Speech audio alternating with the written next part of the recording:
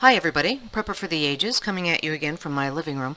I am going to talk today about oxygen and flame and explosions because it has been in the news recently. When you're taking care of the elderly and they need oxygen, the backup for them for the oxygen concentrator here in the United States, the backup for them is an oxygen tank.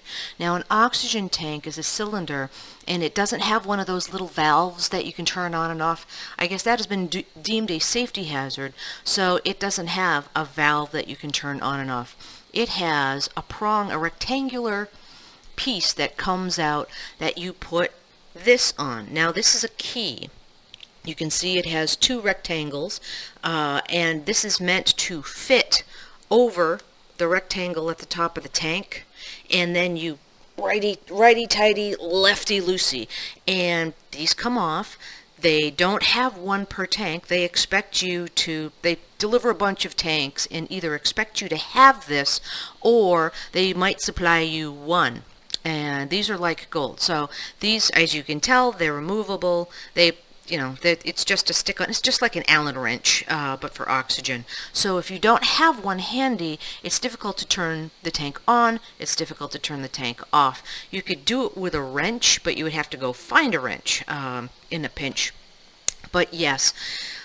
And let me tell you a story. When I was a nurse's aide, there was a guy, one of the patients, we will call him Frank, and that is not his real name to protect HIPAA. And what he loved doing is he was on oxygen, and he had an oxygen tank because it was that long ago. There weren't oxygen concentrators popular. So he had oxygen. And the reason why he had oxygen was he was a lifelong smoker.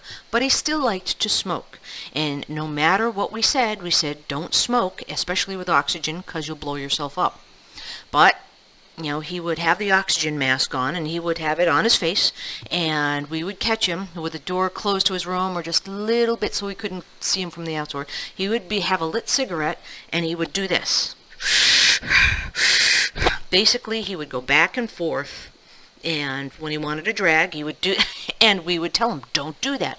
And so we were on the lookout for Frank doing that so we could stop him from blowing himself up. Well, I came into work one day, and I was like, where's Frank? Well, Frank had to go to the hospital because he blew himself up. He thought he was putting one over on the nurses and the aides. Ha, ha, ha. And he had done this, and he'd gotten the flame and the oxygen mixed up so that it blew up in his face. And the mask is attached to your face with the little cord. So there's no like throwing it away from you because the oxygen is now on fire in your face. So and he was burned. So if someone didn't run in and have one of these, it could have been more disastrous because the flame would have gone up the line and exploded the tank. And so this is really important to know where it is.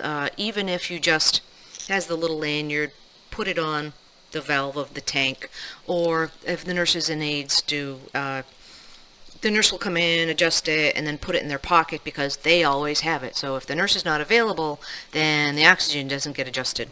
So that's my story, and that's why you can't just run in and shut an oxygen tank off in an emergency, because there's this little thing to find and use.